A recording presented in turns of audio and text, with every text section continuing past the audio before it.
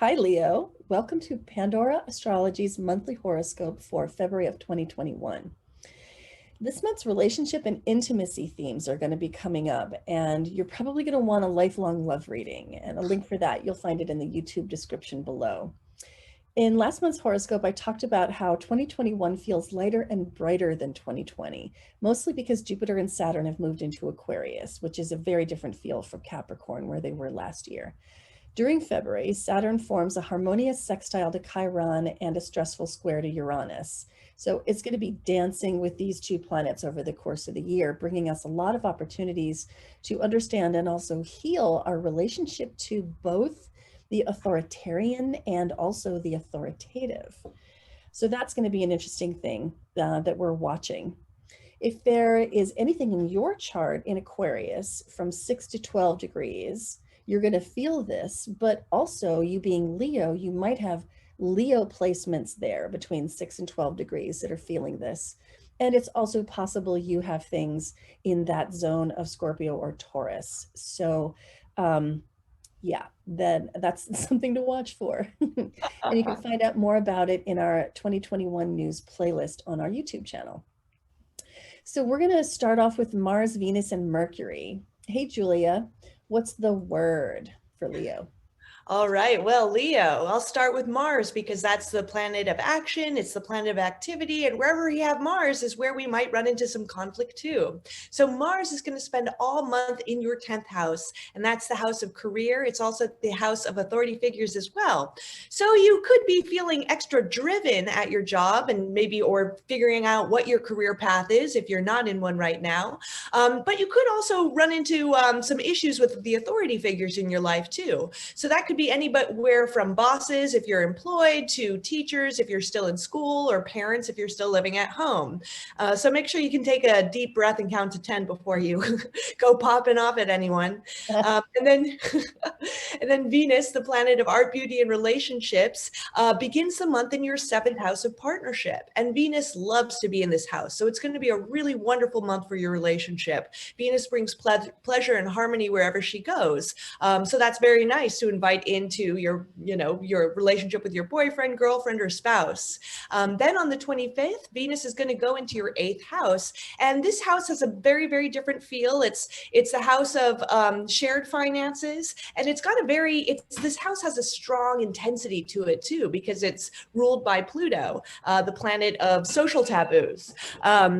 So when Venus goes into this house, you and your partner might merge more on a financial level. Perhaps they lend you some money or you lend them some money, and this experience can kind of bring you guys closer together. Or another thing that can happen, because this is also a very sexual house, is that it can really increase the physical intimacy in a relationship as well.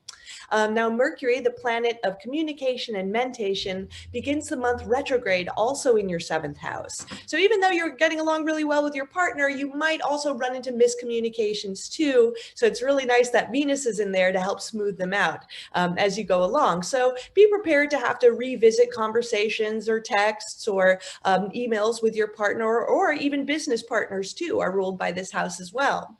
Now, on February 8th, we have Epiphany Day, and that's when Mercury conjoins the sun very, very closely.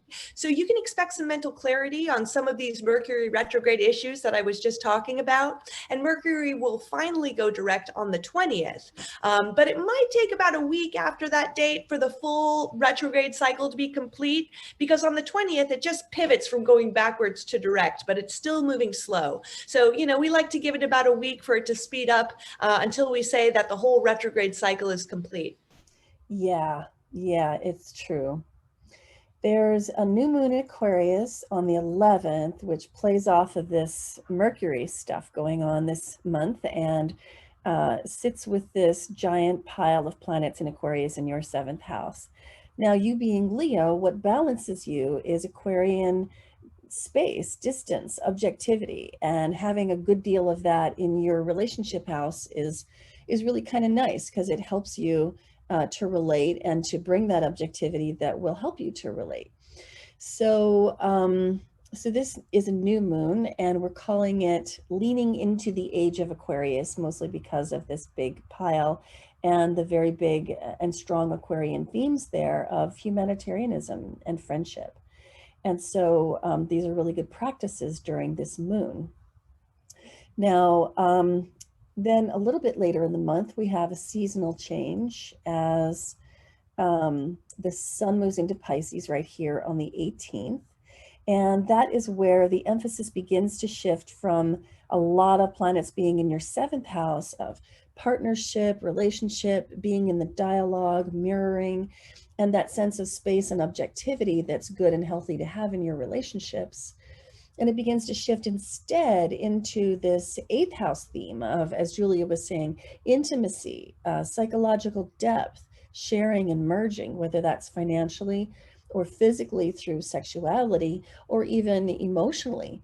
And especially once the sun is there and then Venus moves in there, really good time for those more intimate conversations that you might need to have with your partner about, like, well, what are we doing with our money anyway, for example.